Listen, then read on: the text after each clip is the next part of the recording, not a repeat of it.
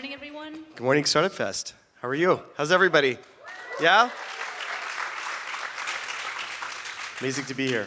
So, you've made a lot of headlines, Dax, this year by going public, big IPO, big tech IPO for Canada. The shares are up 150% since March, not bad. I'd like maybe to talk, you have many dimensions and we're going to try to go through several of them.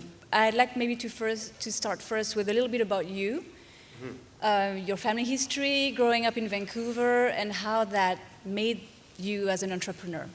Yeah, my family immigrated to Canada from Africa. Originally, my family's from India. They went to Africa for jobs, my grandparents' generation. I was born in Vancouver, was a coder at 13. My dad brought home a Mac because he was a graphic designer, and I just fell in love with the intersection of art and technology and just design. And I just became this programmer and apprenticed at an Apple developer because I wanted to bring my UI ideas to life. And that started me on this path of building software, doing tech support, building my own consulting practice, which eventually led me to Montreal. I did a lot of projects in software, in retail software actually, and then eventually realized that I don't want to do one-off projects. I wanted to build a platform for retail, and that's how Lightspeed was born in 2005. Okay, well, let's dial back just for a minute.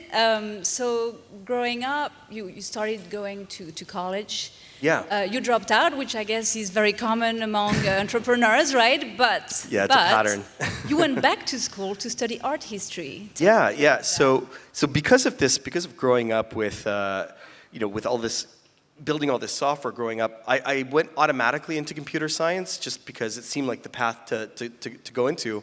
But really, I'm not an engineer. And as all the programmers at Lightspeed will tell you, as they've tried to get rid of my code, never belonged in computer science. So I left for a year. I did more software development on my own, and then went back for what was really a part of it, what was in my heart, which was art history and religious studies. And later, these interests came out later in projects like Never Apart, my cultural center, and my new book, Age of Union. So these are authentic parts of yourself that you explore and that interweave throughout your life as you build and develop all your interests. Is it something you hire a lot of people now? When you look at resumes, are you looking for that little different element, like what you did, studied art history, something intriguing? Yeah, I think that when people bring all of their life experience and all of these different elements out of themselves, their secret ingredients, I think that makes people more whole people. And I think different perspectives that are brought to the table create richer solutions. And so people people that have a broad experience are very valuable to the company. Okay, and so you were mentioning you moved to Montreal early 2000s, right? Yeah. Interesting time. I mean, a few years after the last referendum, around, I guess, the dot-com bubble bursting. Sure, yeah. Tell us a little bit and more. 9/11. 9/11 happened like a few months after.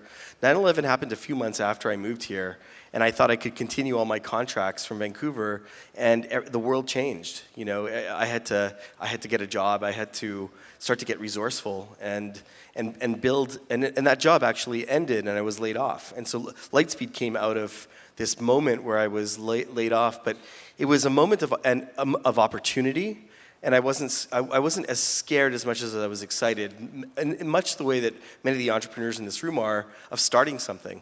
Just tell us about Montreal at the time, because now it's a thriving tech community. A lot is happening with AI. Totally, maybe it was not an obvious choice at the time. What made you stay here? So I think why Montreal is this amazing place to build a tech company then, as it is even better now, is because this city really values creativity, and great investment in creativity and culture breeds innovation, and that breeds great tech. And also we have the economic conditions and the right support in government and in our ecosystem to really build thriving companies. And I really do believe this is the best place in the world to build a startup. Do you guys agree? Yeah, it's amazing. And I felt back then that there's this blank slate here in Montreal. We can build anything we want. And the talent's here, the creativity's here, the inspiration's here. And that's even more so today. Now that we have the funding at the seed level, at the venture level, and now at the growth level, as we've seen with Lightspeed. So we're going to get to that. You know, a lot of entrepreneurs say they created their company because they saw something wasn't working. Sure. How on earth did you look into, you know, like small businesses lacking, Right. you know, what you're offering them now? Like, how did you come across that idea? Well, as I mentioned, you know, all through my teens and 20s, I was building software for retailers because there was a lack of solutions on the Mac, and I was always on the Mac. It was while Apple was almost going into bankruptcy. Most people are too young to even remember that period before Steve Jobs came back. He really revived the company, and what he made the company mean was how do you feel empowered when you're using technology? And that sense of empowerment that he brought to the table with the iMac and then the iPhone and later the iPad, small business owners wanted to feel empowered regarding their business. They wanted to be able to see their business, and Lightspeed let them see their business as if they were looking at playlists in iTunes. Back when iTunes was software that made any sense. but yeah, so that was the original Lightspeed, was to give power back to the retail store owner and make it something that they could understand, because the previous point of sale systems were black plastic proprietary systems that gave them no data, no information, no insights, and didn't let them connect to anything like e-commerce or connect to what would be loyalty systems or analytics systems. It didn't give them any of that self-empowerment. And so the mission of Lightspeed remains the same in 2019 as it did in 2005, which is, you know, empowering small businesses with technology that they can understand and that they can really leverage, and they can do what they're passionate about, which is build these amazing stores and now restaurants as well. So it was in 2005 that you started. Who was your first client? Our first client was an Apple dealership, because we always did complex retail.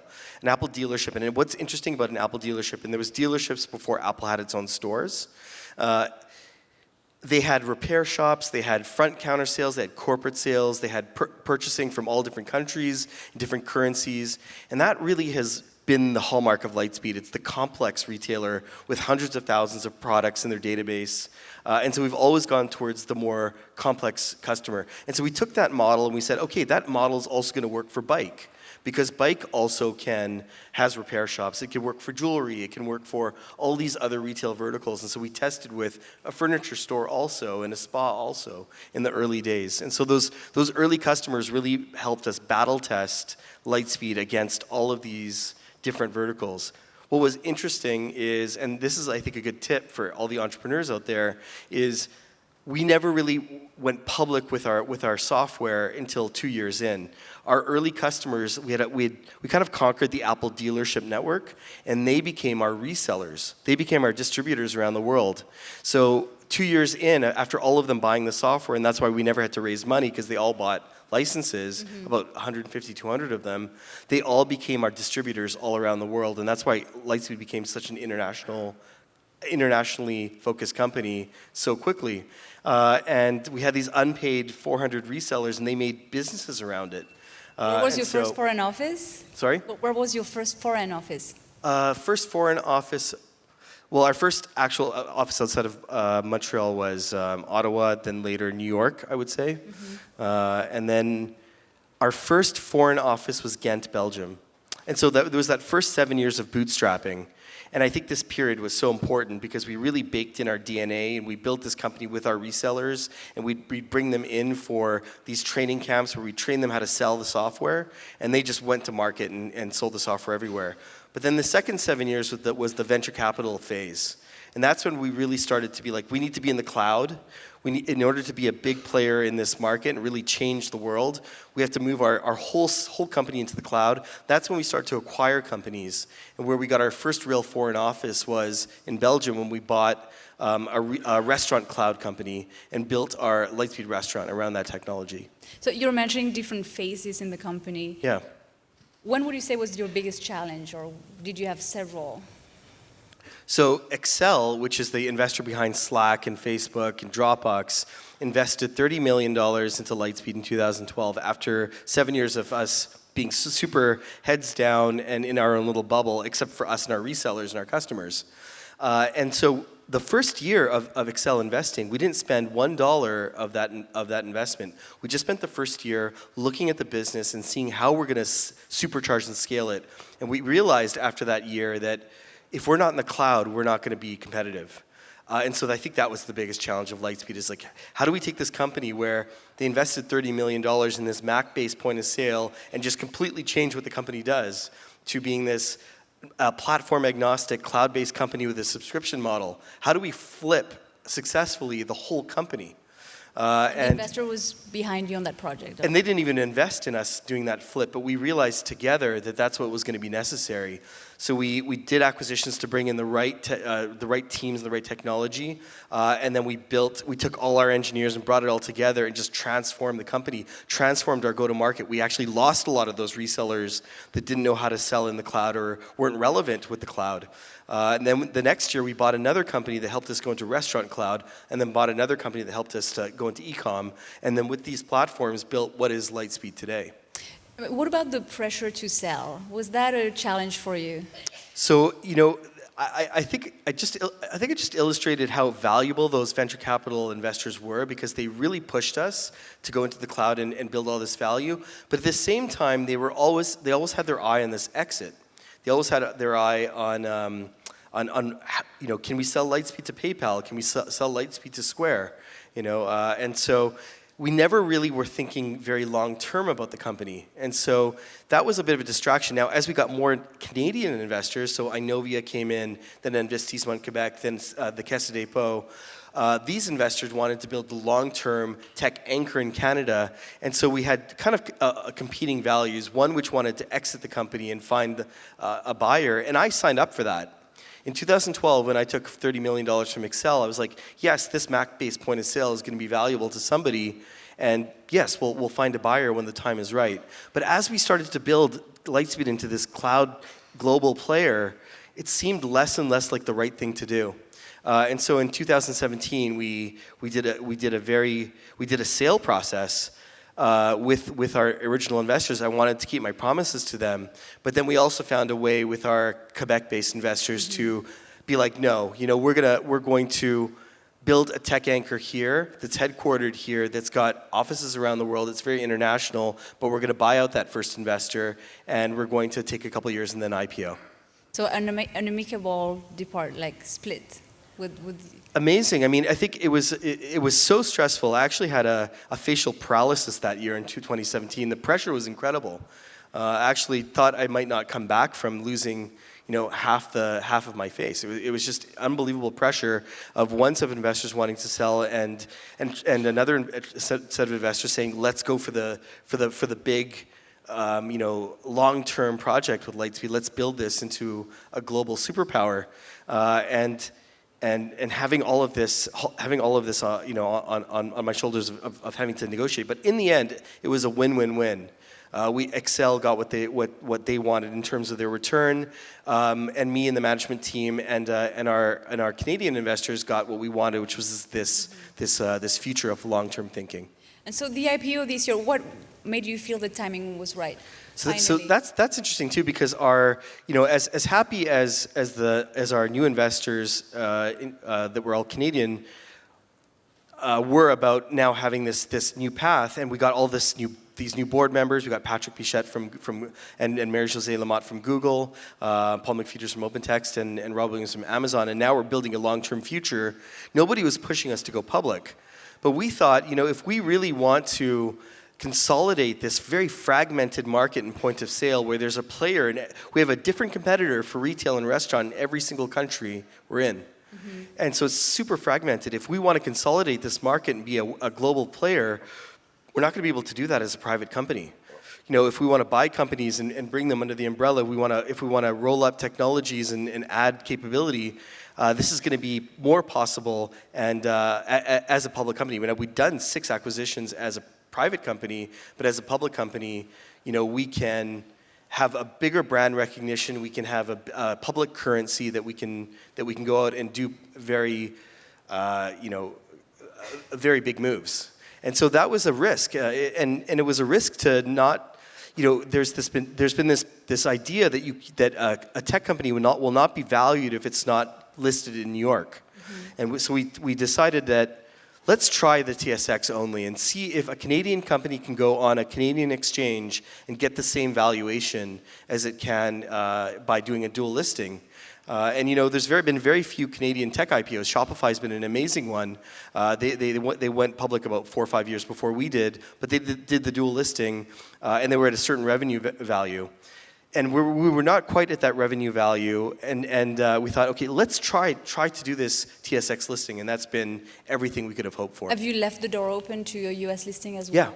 Yeah, that's something we're considering, and now we can do a second step. So I think that's really, a lot of founders in Canada have said, that's really opened our eyes to the possibilities of what's now possible in the Canadian tech ecosystem. We can get our venture funding here, we can get our growth funding here from funds like Inovia Growth or Caisse de dépôt or Investissement Quebec, and we can IPO here and take over the world from our amazing ecosystem. It's incredible. And so you have a lot of entrepreneurs here, and before we move just to last topic about the book, I just wanted to ask you, there's been a lot of cliches about Canadian tech and what's holding it back. I think maybe it's less true of funding now, but what is still holding back Canadian tech in your opinion today? What's changed and what's still a problem? Well, I think part of it's mindset. We now we have some good proof points of how big our ambition can be. We've been in this mindset where we were trying to attract all these global multinational companies to set up shop in Canada. Well, we need to start building our own headquarters and our own companies in Canada. And I think people are seeing the path. And I think that it used to be that we had to go to Silicon Valley to find smart money. We can find all of that here. And so now it's upon us to build real companies with real revenue and real business models, build real business cases, build real business plans, and generate revenue, bootstrap as long as you can, don't take investment right away, build identity and DNA in your company, and the investors will start coming to you. Are there too many subsidies in Canada for startups? Is it distracting? No, I think that's because we're a small country of 30 million people, and there's so many advantages that the Americans are ahead in terms of their ecosystem. I mean, I think we're ahead of the European ecosystem, but the subsidies give us that leg up that we need to compete with a country that's 10 times the size and many times the economic power. And so I think those subsidies actually help accelerate our ecosystem and it's helping us be a leader in things like AI and all sorts of other areas of technology. And so we need to stand out as a country and as a global player, and everything that every element of society can do, whether it's government or our tech ecosystem, we must do what we can to put Canada on the map. I just wanted to go into the more cultural aspect of your life, because you do see entrepreneurs doing philanthropy, doing foundations. It's not very often you see them creating a whole cultural center like you have here in Milex, called Never Apart. 2015, you were moving headquarters, you had this building, had to decide what to do. What was the idea at the time? So 2015, I was completely burnt out. It was 10 years of Lightspeed, and it was a couple years into being venture funded, and we were moving buildings, and there's this amazing how many of you have been to Never Apart? Oh, amazing. It's phenomenal. So we just had our summer vernissage last night, so come see the summer exhibitions. It's incredible. So it's this warehouse that was converted by a film producer before we bought it into his home and his production company with an outdoor pool. 12,000 square feet, and I was like, if this gets sold, if I sell this is just going to be more condos in my land or Milex. So I was like, that's not we don't need more of that. So what we do need is we need to experiment. I felt I needed to run this experiment of how can culture connect people, how can it unite people, because there's so much division, there's so much difference in our society, but difference is a teacher. How can we teach each other through culture? So Never Apart was set up as I wrote a manifesto, which later became the book that I just published, Age of Union. But I wrote this manifesto of how can we use art and culture, which inspired me so much when I moved to Montreal and inspired me to create Lightspeed, where culture is just as important as code. And create this cultural center where we can invite different communities in to exhibit at the same time, and start to create a new conversation and start to learn from each other. And we're going to be celebrating our 4-year anniversary next Saturday. Everybody's invited at a pool party on July 20th. You guys all got to come. And it's going to be a celebration of 4 years of using culture to find unity. So out of that came this book, Yeah. right? Age of Union. So You talk about reuniting people, getting people closer together, that we've grown apart. So it's got a little bit for everybody. So the 4 pillars of Age of Union are leadership, culture, spirituality, and nature. And I think that for most, tech founders, the leadership pillar is going to be really interesting because it talks about the diversity of leadership, the different kinds of voices, the different kinds of perspectives that one can bring to the table as you're creating your company. And I'm going to be signing books. I've got a whole bunch of books for you to for me to give away. So after this, follow me, and we'll be doing that with the books. But leadership is amazing for anybody that's starting a project. But then we've got culture. Culture is so important to a company. A company's culture. People look to you for as a role model and as a model for how the culture of the company is going to be. But the other 2 elements, spirituality and nature, we don't know how to talk about spirituality in a modern way. And when I mentor people that are doing projects that are in tech or in nonprofit, I feel like that I tell them all the business side, but I don't tell them about the spiritual journey that I went through when starting Lightspeed that helped me survive the whole experience. And everybody's going to have their own spiritual path. I'm not going to be able to prescribe your own exploration, but you've got to feed yourself as an instrument. You've got to feed your soul if you're going to do something very intense, like building a tech company. So I think that this is super valuable for people to explore. Everybody's going to explore it in their own way, and I share kind of how I did that. And then finally, the last pillar is nature, which is like, how do we sort out this problem we have with our environment, and how do we build sustainability into the things we do? So one question I have about the book and about some of the things you describe, you describe inequality, you describe overconsumption, but to what extent does the tech sector have a responsibility in all this? I mean, overconsumption, phones, the constant buying new models, nature, electricity consumption, data center. The cloud is based on these data centers that are very, big power consumers. And what can the tech industry do? Right. So it's interesting because a few years ago, every politician wanted to be seen with a tech CEO. Now they're all being called before Congress. Tech has such a huge responsibility to shape the future, and we can shape it in a good way, or we can shape it in a negative way. The way that we build technology, change begins with our choices, and it begins with the way that we use our instruments. I talked about building yourself as an instrument. Talked about investing in your own self, in your own soul, but technology, the internet, social media, all of these things are our instruments. Capitalism is our instrument.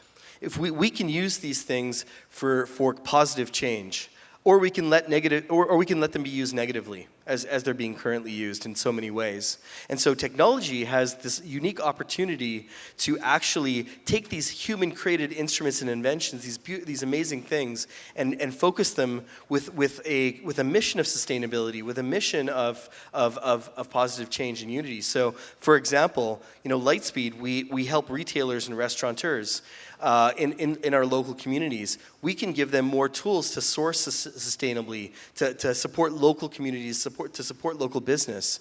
And so we can drive change by supporting our customers in that mission and building sustainability into our products. We have a partnership in Europe that we'd like to bring everywhere called carbon-free dining, just as one example. Every time a person does a receipt in a restaurant and has a meal, trees are planted. So we've planted 250,000 trees already just with this partnership. I think trees are being discussed right now as how much of an impact they really. We could solve climate change by planting 1 trillion trees. And there's space to do it. So there's all these different ways. How is your startup contributing to sustainability? How is your startup, creating change? How is it bridging divisions and bringing people together? There's a unique way that each one of us can be a change maker, and the subtitle of the book is Uniting the Change Maker. We as founders and as tech entrepreneurs are thinking different. We're thinking outside the box. We're building new companies. We're building new models. I have a friend in the audience, Danny Papineau, who's building a tech startup called We Chalet. which is how do we share, chalets in nature? How do we expose more people to nature, but how do we not take more from nature and allow us to share what has already been taken for humans? I think we can build companies that bring us closer to nature, that have these values of sustainability, and we can use our creativity and ingenuity to do that with tech. That'll be our word of conclusion, Dax. Thank you. Thank you.